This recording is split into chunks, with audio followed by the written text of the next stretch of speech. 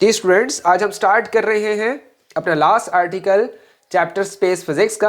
और I hope so कि ये चैप्टर बड़ा आपको इंटरेस्टेड लगा होगा, जस्ट बिकॉज कि इसमें बहुत कुछ आपको नया सीखने को मिला होगा। कुछ ऐसी चीज़ें कि हम डेली लाइफ में या अभी तक फिजिक्स की फील्ड में डिस्कस नहीं कर रहे होते, हमने इस चैप्टर में वो चीज़ें डिस्कस की। खासतौर पर हमने स्पेस को एक्सप्लोर किया, किस तरह से गैलेक्सीज मूव कर रही हैं, ब्लैक होल क्या है, स्टार्स क्या है, बहुत सी न्यू चीज़ें हमने सीखी इस चैप्टर के अंदर। तो आज हम स्टार्ट कर रहे हैं अपना न्यू आर्टिकल, तो हम स्टार्ट करते हैं।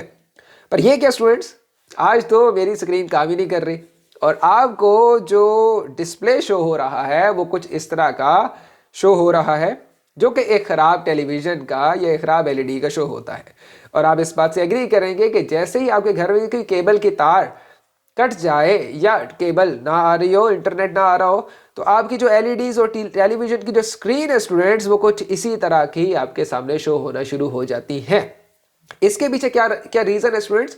अगर मैं करेक्ट रीजन बताऊं तो 99% स्टूडेंट्स इसमें अब जो टेलीविजन आपका फ्रीक्वेंसीज रिसीव कर रहा है वो है इलेक्ट्रोमैग्नेटिक रेडिएशन या इलेक्ट्रोमैग्नेटिक नॉइज कहते हैं इसको, जो कि एक एक एब्रप्ट सी फ्रीक्वेंसीज होती हैं जो कि टेलीविजन कैप्चर करता है, रिसीव करता है, तो आपकी स्क्रीन ऐसे शो होना शुरू हो जाती है। फिर जैसे ही आप उसको किसी और चैनल की तरफ ट्यून करते हो तो प्रॉब्लली वो सही आपकी स्क्रीन जो है वो आना शुरू हो जाती है। लेकिन स्टूडेंट्स, यहाँ पे 99% की चीज़ तो मैंने आपको समझा दी।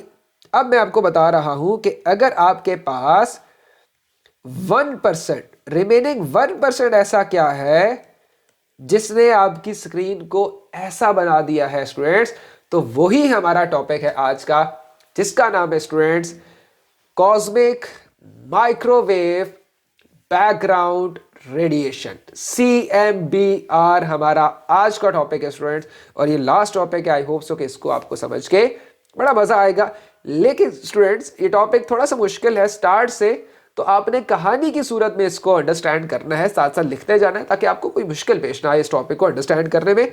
तो चलिए आप स्टार्ट करते हैं इस टॉपिक। ओके जी स्टूडेंट्स, ये 1950 से 1970 1964 की रेंज की बात है कि जहाँ पे हम सैटेलाइट कम्युनिकेशन की तरफ जाना शुरू हो गए थे। हमने एस्ट्रोनॉमी रेडियो टेलीस्कोप की मदद से डिफरेंट साउंड्स को कैप्चर करना शुरू कर दिया था और हम ये आगे आगे मूव कर रहे थे, एडवांसमेंट कर रहे थे स्पेस की फील्ड में।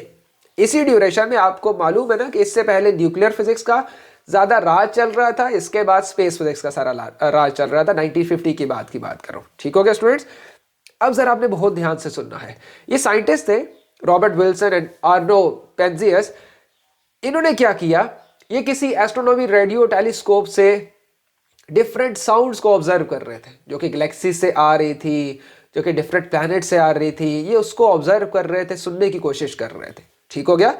लेकिन जब ये सुनते थे तो जब ये डाटा रिकॉर्ड करते थे या डाटा इनको मिलता था तो उस डाटा में एक बड़ा ही अननाउन सा सिग्नल बार बार आ रहा था, ठीक हो गया?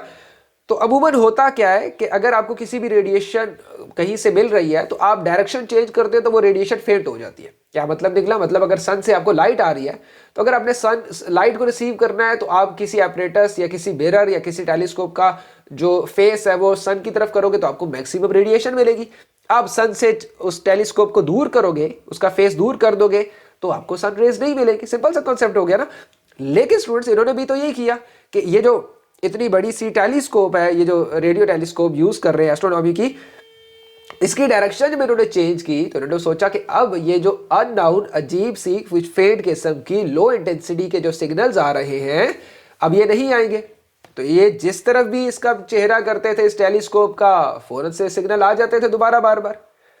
तो ये इनका बड़ा एक क्रिटिकल पॉइंट था कि ये आखिर है क्या कि हम जिस तरफ डायरेक्शन करते हैं इस टेलीस्कोप की, वहां वहां ये सिग्नल्स आ जाते हैं। कोई ऐसी जगह है ही नहीं जहां पे हमें इस सिग्नल से बचने का मौका मिल जाए, क्योंकि ये हर जगह कहीं भी इसका फेस करते थे स्टूडेंट्स, ये सिग्नल इनके पास आ जाता था। क्लियर हो गया? और ये सिग्नल चाहे गर्मी हो चाहे सर्दी हो, ये हर टाइम मौजूद था। इनके जो डाटा ये प्लॉट करते थे या जो डाटा ये एनालिसिस करते थे उस डाटा के अंदर सिग्नल्स की फॉर्म में ये शो हो जाता था, ठीक हो गया? फिर इन्होंने इसको स्टडी किया और इनको नोबेल प्राइज भी दिया गया और इन्होंने फिर इस वेव्स का इस रेडिएशन का स्टूडेंट्स जो नाम रखा वो नाम कुछ ऐसे था, cosmic microwave background radiation, CMBR। और कुछ और याद रहे ना रहे आपको, आपने ये जरूर याद रखना है कि CMBR सॉलिड एविडेंस है बिग बैंग मॉडल का या बिग बैंग थ्योरी का। Cosmic micro background radiation perfect evidence है यूनिवर्स के एक्सपेंशन का और बिग बैंग मॉडल का। क्लियर हो गया कैसे है, क्यों इसको यही नाम दिया गया, क्या ऐसी और रीजंस है जिसके, तो इस सारी रीजंस के बारे में अब हम स्टडी करते हैं। आपको मैं लेके जाता हूं दोबारा से जहां से यूनिवर्स का अभी एक्सप्लोजन स्टार्ट नहीं हुआ था, बिग बैंग से पहले लेके जाता हूं। ठीक हो गया स्टूडेंट्स? इमेजिन कर लो कि बिग बैंग स्टार्ट होने से पहले आपके पास कुछ मंजर इस किस्म का था, जिसमें एक बड़ी सी बॉल थी स्टूडेंट्स, और उसमें था क्या, अब जरा आपने बहुत ध्यान से सुना है। पहली बात, वो बहुत ही ज्यादा हद से ज्यादा हाई टेम्परेचर थी। पहली बात क्लियर हो गई, आपने ये ज़हन में स्टोर कर लिया। एक इतनी बड़ी सी बॉल है, क्लियर हो गया, जिसके अंदर बहुत ही हाई टेम्परेचर है, अनइमेजिनेबल हाई टेम्परेचर। क्लियर हो गया? Densely filled with matter, matter बहुत ही ज्यादा कंपैक्ट हुआ है उसके अंदर, लेकिन हाई टेम्परेचर मैटर होगा। क्लियर हो गया? और बहुत ही ज्यादा पार्टिकल्स और रेडिएशन उस बॉक्स या उस बॉल के अंदर मौजूद हैं। तो उस बॉल का इमेजिन कर पा रहे हो स्टूडेंट्स कि कैसा होगा कि जिसमें इमेजिन कर लो सारा का सारा जो मैटर है ये एक बॉल में बंद कर दिया जाए और उसका टेम्परेचर स्टूडेंट्स बहुत ज़्यादा हो और उसमें रेडिएशन इन्वॉल्व हो, इलेक्ट्रॉन हो, प्रोटॉन हो, क्वार्क्स हो, एंटी पार्टिकल्स हो, ढेर लगा हो ऐसी चीज़ों का। ठीक हो गया? अब ऐसी चीज़ों को हम स्टूडेंट्स कहते हैं, इस एक स्टेट को कहते हैं, एक स्टेट को हम कहते हैं प्लाज्मा। क्या कहते हैं? प्लाज्मा। तो आपने कहीं ना जूनियर क्लासेस पढ़ा होगा कि matter has 4 states, the number 1 is solid, liquid, gas and the number 4 state is plasma. आसान कर देता हूं आपके लिए। सॉलिड को हीट करो क्या बनता है? लिक्विड बनता है। लिक्विड को हीट करो क्या बनता है स्टूडेंट्स? गैस बनता है। अब गैस के अंदर जो स्ट्रक्चर होता है स्टूडेंट्स वो कैसे होता है मैं आपको दिखा देता हूं। गैस के अंदर इमेजिन कर लो ये एटम्स मौजूद हैं, काफी दूर दूर है। इनके साइडों में क्या मौजूद है? इलेक्ट्रॉन्स है जो कि क्या कर रहे हैं स्टूडेंट्स? रोटेट कर रहे हैं, रिवॉल्व कर रहे हैं एटम्स के इर्द। ठीक हो गया? अब खास किस्म की गैसेस को जब हद से ज्यादा हीट किया जाता है, खास किस्म की गैसेस को जब हद से ज्यादा हीट किया जाता है स्टूडेंट्स, हद से ज्यादा, तो वो फौरन क्या करती है? वो अपने इलेक्ट्रॉन्स को लूज कर देती है और आपको एक मंजर नजर आता है उसी चैम्बर के अंदर, आयनिक स्टेट ऑफ अ गैस या आयनिक स्टेट एक नजर आती है जिसमें आपको नेगेटिव और पॉजिटिव चार्जेस या इलेक्ट्रॉन्स या प्रोटॉन्स आपको सेपरेट सेपरेट नजर आते हैं। ये एक इंतहाई अनस्टेबल स्टेट होती है। इसी चीज को अगर दोबारा हम इसका टेम्परेचर ठंडा कर दें तो ये दोबारा से गैस बन जाती है, लेकिन उस हाई टेम्परेचर पे स्टूडेंट्स ये एक आयनिक स्टेट होती है। टेम्परेचर इतना ज्यादा होता है कि इलेक्ट्रॉन्स और प्रोटॉन्स सेपरेट सेपरेट रहते हैं। सेम इसी तरह जैसे स्टूडेंट्स ये एनिमेशन में शो, देखो टेम्परेचर इंक्रीज कर रहा है, ये एटम से इलेक्ट्रॉन को रिलीज कर दिए, ये इलेक्ट्रॉन्स रोटेट कर रहे हैं, ये साइडों पे आपके पास प्रोटॉन सेपरेट हो जाएंगे। क्लियर हो गया स्टूडेंट्स कि नहीं क्लियर हो गया? आई होप सो प्लाज्मा का कॉन्सेप्ट क्लियर हो गया होगा। ठीक है? अगर थोड़ी बहुत मजीद इसमें अगर आपने जानना है तो गूगल पे सर्च वगैरह कर ले, कुछ थ्योरी डॉक्यूमेंट्रीज वगैरह देख ले तो आपको मजीद अंडरस्टैंडिंग हो जाएगी। ठीक हो गया? आगे चलते हैं। सो अब आपने इमेजिन कर लिया कि एक ऐसा एरिया है जिसमें बहुत ही ज्यादा प्लाज्मा मौजूद है, इलेक्ट्रॉन्स अलहदा बैठे हुए हैं, प्रोटॉन्स अलहदा बैठे हुए हैं, एक दूसरे से मिल नहीं सकते क्योंकि टेम्परेचर बहुत ज्यादा है, क्योंकि अंदर पार्टिकल्स बहुत हैं, फोटॉन्स मूव कर रहे हैं, न्यूट्रिनो मूव कर रहा है, एंटी न्यूट्रिनो मूव कर रहा है, क्वार्क्स मूव कर रहे हैं, म्यून्स मूव कर रहे हैं, पायोन्स मूव कर रहे हैं। अब आप सोचे कि नाम क्या क्या है, तो बहरहाल ये एंटी पार्टिकल्स के ढेर सारे नाम है स्टूडेंट्स। क्लियर हो गया? आगे चलते हैं। There were electrons and protons but they are not able to combine with to the atoms. अब आपको तो पता है कि नेगेटिव और पॉजिटिव चार्जेस के दरमियान अट्रैक्शन होती है और इनको तो मौका मिलता आ जाए ये फौरन से क्या हो जाते हैं, मिल के एटम बना लेते हैं। ठीक हो गया? न्यूट्रॉन बना लेते हैं, साथ एंटी पार्टिकल बना लेते हैं। प्रॉब्लम क्या है स्टूडेंट? अब जरा आपने बहुत ध्यान से समझना है। प्रॉब्लम यह है कि अंदर हद से ज्यादा डेंस मैटर है।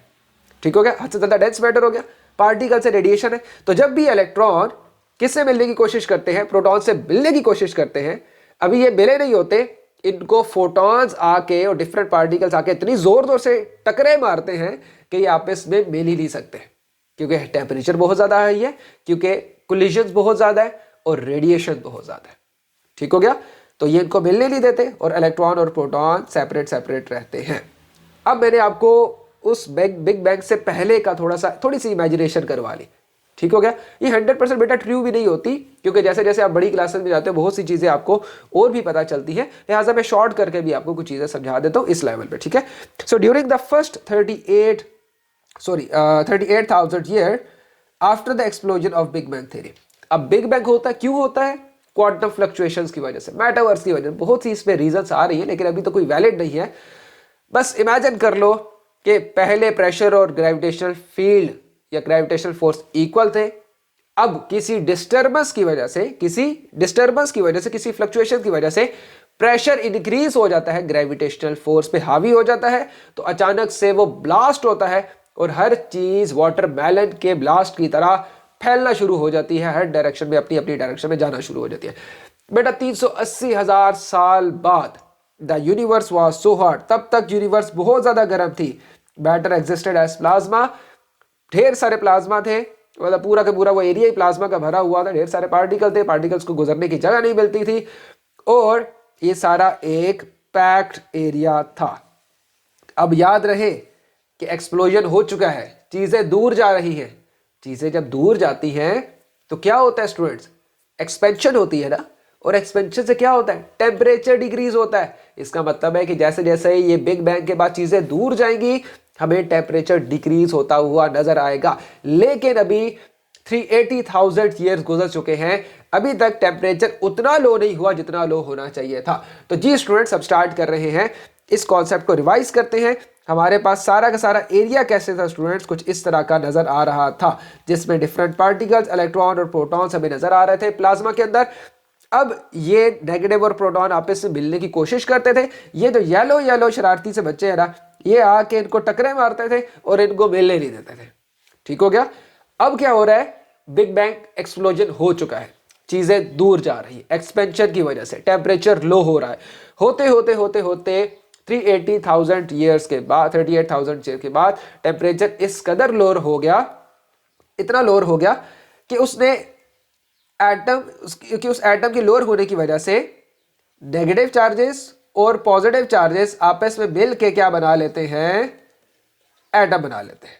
ठीक हो गया। टेम्परेचर लोअर हो गया, थोड़ी सी काइनेटिक एनर्जी कोलिजन भी कम हुई, तो इलेक्ट्रॉन और प्रोटॉन को मौका मिल गया कि चलो जी यही मौका है, मिल के क्या बना लेते हैं? एटम बना लेते हैं, न्यूट्रॉन्स बना लेते हैं। एटम मिल गए, इलेक्ट्रॉन शेल में रिवॉल्व करना शुरू हो गए। अब जरा बेटा देखो, पहले यहाँ पे आपको डेंस मैटर नजर आ रहा है, ऐसा है कि नहीं है?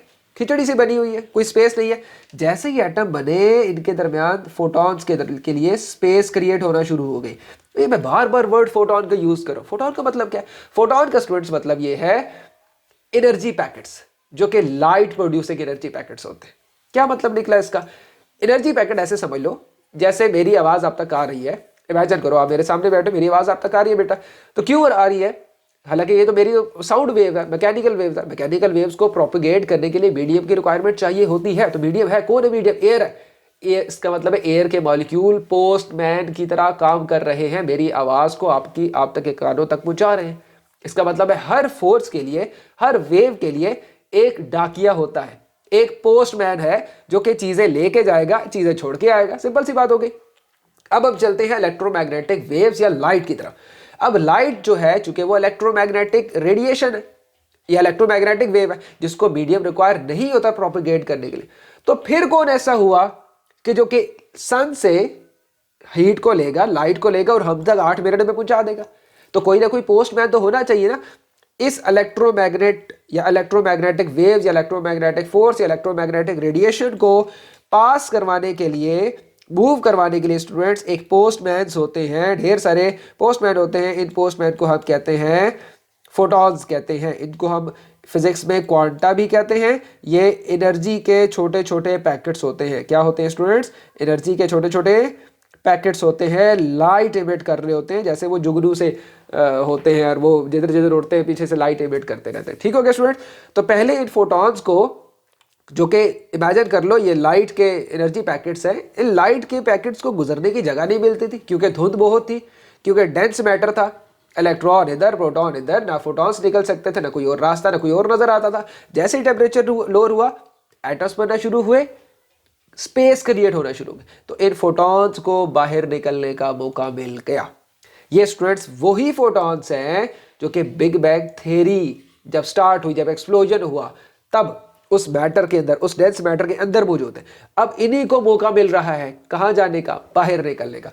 अब क्या हुआ स्टूडेंट्स, जैसे ही बाहर हुए और इतने साल गुजरे, due to the continuous expansion of the universe, it cooled enough for electrons, protons and neutrons to start combining into the atom. The photon of light that before was blocked was finally able to travel across the universe unobstructed. I hope so कि ये सारी theory अब आपको समझ आ गई होगी। The light has been traveling across the universe till now.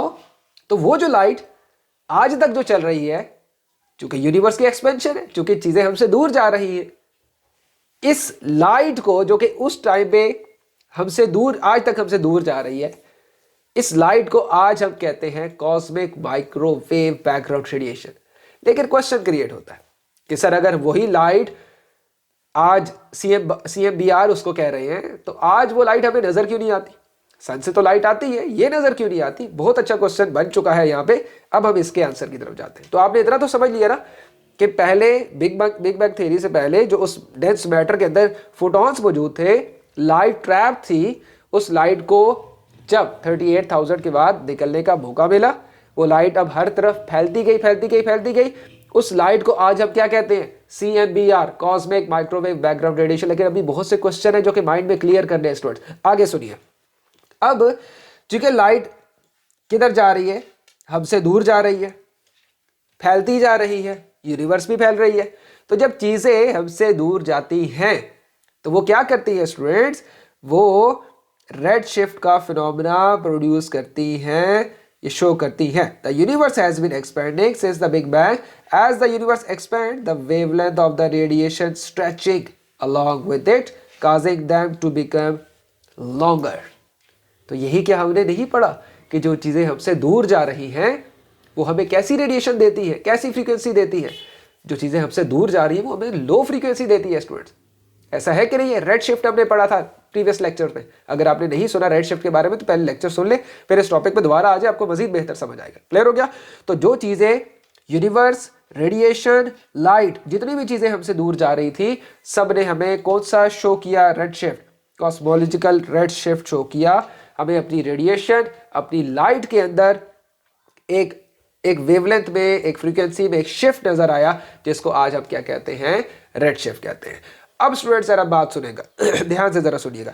वही light जो कि कहां से? बिग बैंग से आज तक चल रही है, बिग बैंग से आज तक चल रही है, वो इतनी ज्यादा हमसे दूर जा चुकी है और अभी भी हमारे आसपास भी है, लेकिन बहुत ज्यादा फेंट इंटेंसिटी की है, लेकिन वो इतना ज्यादा ट्रेवल कर चुकी है कि उसका रेड शिफ्ट होते होते, ध्यान से बेटा देखिएगा, इस पॉइंट को जरा आपने समझना है।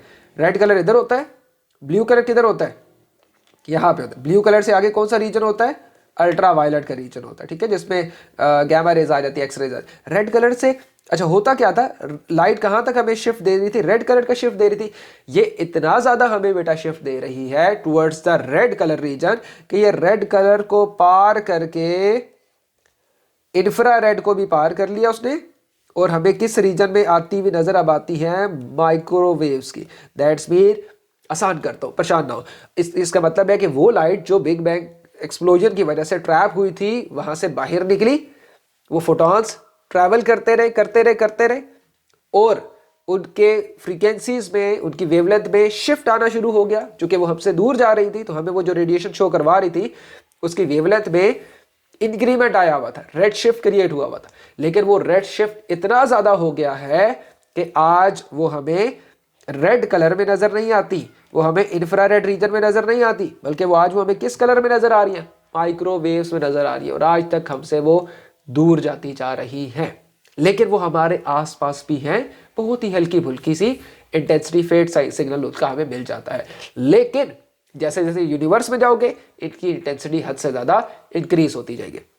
तो आज ये हमें माइक्रोवेव्स रीजन में नजर आ रही है। हो सकता है आने वाले कुछ हजार साल बाद, कुछ अगली सेंचुरी में हो सकता है ये हमें किस रीजन में नजर आए? रेडियो वेव्स में नजर आ जाए। क्योंकि इनके फोटॉन्स अब जो हमें वेवलेंथ दे रहे हैं, जो रेडिएशन हमें मिल रही है इनसे, जब वो रेडिएशन हम कैप्चर करते हैं, एनालिसिस करते हैं बेटा उसका, तो हमें वो माइक्रोवेव्स रीजन में नज़र आता है। हो सकता है आने वाले टाइमों में हमें ये नाम देना पड़े cosmic radio waves background radiation. आज लेकिन इसका नाम क्या है? Cosmic microwave background radiation. Cosmic क्यों? क्योंकि ये यूनिवर्स में प्रेजेंट है, तो कॉस्मिक वहां से नाम आ गया। माइक्रोवेव क्यों? इसलिए क्योंकि इनकी वेवलेंथ में शिफ्ट आया है, जिसको हम रेड शिफ्ट कहते हैं। और ये शिफ्ट इतना ज्यादा आ गया है कि ये हमें विजिबल रीजन में नजर नहीं आ रही। ये हमें कहां नजर आ रही है? ना विजिबल रीजन में नजर आ रही है, ना इंफ्रारेड में, माइक्रोवेव्स में नजर आ रही है। इतना ज्यादा शिफ्ट आ गया, इसलिए इसको हम माइक्रोवेव बैकग्राउंड रेडिएशन इसलिए कहते हैं क्योंकि ये हर टाइम हमारे स्पेस में मौजूद होती है। तो ये स्टूडेंट्स टोटल कहानी थी। इस लाइन को दोबारा पढ़ लें। CMBR shows redshift because of the expansion of the universe. As the universe expand, the wavelength of the photons, including the CMBR, gets stretched and the redshifted. The CMBR primarily consists of the microwave radiation with the wavelength. तो ये सारी students कहानी मैंने आपको समझा दी। तो आपको CMBR कहाँ नजर आता है? इस रीजन में नजर आता है, जिसमें आपको इनकी वेवलेंथ मिल जाती है मिलीमीटर से सेंटीमीटर में। इनकी वेवलेंथ आपको आराम से मिल जाती है। ठीक हो गया? क्लियर ना? तो ये सबसे बड़ा कॉन्सेप्ट था स्टूडेंट्स जो कि हमने डिस्कस किया, और ये एक बहुत ही बड़ा एविडेंस है। तो ये एविडेंस आपने याद रखना है कि ये एविडेंस बताता है, इनकी प्रेजेंस बताती है। किनकी प्रेजेंस बताती है? CMBR की। क्या बताती है? कि यूनिवर्स क्या हुई है? एक्सपैंड होती जा रही है। पॉइंट नंबर 1 ये। ठीक हो गया? दूसरा सबसे बड़ा एविडेंस क्या है? कि CMBR का यूनिवर्स में होना और इतना ज्यादा रेड शिफ्ट देना, ये इस बात की निशानी है कि कभी ना कभी बिग बैंग हुआ है और ये रेडिएशंस निकली है, तभी आज इनकी वेवलेंथ में हमें शिफ्ट नजर आता है। ये जितनी नॉलेज स्टूडेंट्स मैंने आपसे शेयर किया, ये ऐसा समझ ले कि CMBR से मिलने वाला 20 से 30% डाटा है जो कि आपके सिलेबस में इंक्लूड है। हमें सिर्फ इतनी इंफॉर्मेशन आपको देनी थी। रिसर्चर और साइंटिस्ट जब भी इसका एनालिसिस करते हैं, बहुत सी इंफॉर्मेशन मिलती है। ब्लैक बॉडी रेडिएशन से इसको कंपेयर किया जाता है। हमें पता चलता है कि 38,000 पहले इसका टेम्परेचर, यूनिवर्स का टेम्परेचर क्या था, आज टेम्परेचर क्या है। बहुत सी इंफॉर्मेशन जो साइंटिस्ट है वो CMBR से ले चुके हैं और ले रहे हैं। अगेन बात रिपीट कर दूं, ये एक बहुत बड़ा एविडेंस है किसके? इसके लिए, बिग बैंग थ्योरी के लिए। पहले कहाँ थी ये मौजूद? प्लाज्मा का एक डेंस मैटर था, उसके अंदर मौजूद थी। एक्सप्लोजन हुआ, उससे बाहर निकली। पहले बाहर नहीं निकल सकती थी क्योंकि प्लाज्मा था, electron, proton, neutron, particles, radiation, सारी चीज़ों का मिक्सचर था। तो ऐसे समझो जैसे धुंध में आपको आगे जाना हो, क्या रास्ता नजर आएगा? नहीं रास्ता नजर आएगा। ठीक हो गया? तो इनको रास्ता नहीं मिलता था। फिर जब टेम्परेचर लोअर हुआ एक्सप्लोजन की वजह से, इलेक्ट्रॉन्स, प्रोटॉन्स मिले, न्यूट्रॉन्स मिले, एटम्स बनाया उन्होंने, तो स्पेस क्रिएट हुई, टेम्परेचर लोअर हुआ। इनको बाहर निकलने का रास्ता मिल गया। वो फोटॉन जो 38,000 ईयर्स पहले बाहर निकले थे, वो आज तक ट्रैवल कर रहे हैं। ठीक हो गया? अब चूंकि वो ट्रैवल कर रहे हैं, चूंकि वो हमसे दूर जा रहे हैं, चूंकि यूनिवर्स का एक्सपेंशन है, इस वजह से हमें इनकी वेवलेंथ में एक शिफ्ट नजर आता है जिसको हम रेड शिफ्ट कहते हैं, कॉस्मोलॉजिकल रेड शिफ्ट कहते हैं। अब ये रेड शिफ्ट इतना ज्यादा है स्टूडेंट, इतना ज्यादा है कि अमूमन गैलेक्सीज का तो रेड शिफ्ट हमें रेड कलर में नजर आ जाता है। इसका हमें रेड कलर में नहीं नजर आता। इसका हमें कहाँ नजर आता है? सीधा जाके हमें नजर आता है माइक्रोवेव रीजन में, जिसकी वेवलेंथ और ज्यादा है, फ्रीक्वेंसी और कम है। और ये एविडेंस है किस चीज़ का? बिग बैंग का। तो आज ये लेक्चर चैप्टर हमारा एंड हो रहा है स्पेस फिजिक्स का। इसकी वर्कशीट इंशाल्लाह नेक्स्ट आपको लेक्चर में करवा दूंगा। आई होप सो आपको यहाँ तक समझ आया होगा। ये लेक्चर, ये टॉपिक, ये चैप्टर आपको इंटरेस्टिंग लगे होंगे। तो कोई भी चीज़ अगर आपको समझ नहीं आई तो कमेंट सेक्शन में मेंशन करें, इंशाल्लाह मैं आंसर करूँगा। तो थैंक यू सो मच। अल्लाह हाफिज़। Take care.